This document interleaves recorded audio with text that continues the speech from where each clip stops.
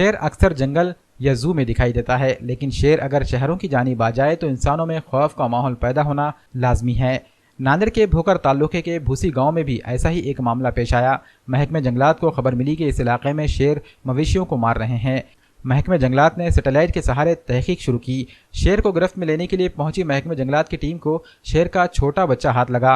दूसरे दिन बच्चे की तलाश में शेरनी भी नजरों में आ गई। महकमे जंगलात ने इन्हें अपनी तहवील में ले लिया है, जिसके बाद अवाम में इत्मीनान की कैफियत पैदा हो गई है।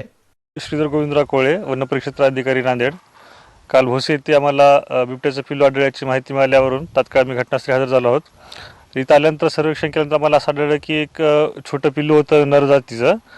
तर 3 ते 4 महिन्याचं अंदाजे पिल्लू असावं ते।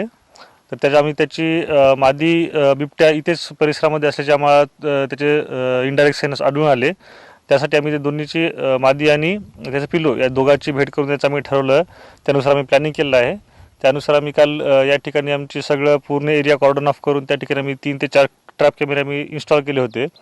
तर त्या दृष्टीने आमच्या प्रयत्नाने यश आले आणि संध्याकाळी मादी बिबट्या इथे येऊन गेली। त्या संबंधीचे आम्हाला सगळं फुटेज आमच्याकडे प्राप्त झालेले आहेत।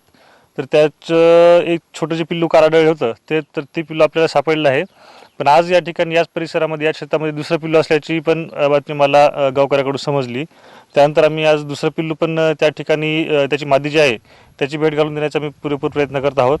याच वेळेस माझं परिसरातील शेतकऱ्यांना असं आवाहन राहील की तुम्ही कुठल्याही प्रकारचे भीती न बाळगता तुम्ही तुमची कामं करावी, पण त्याच वेळेस तुम्ही सावधगिरी बाळगणं पण गरजेचं आहे।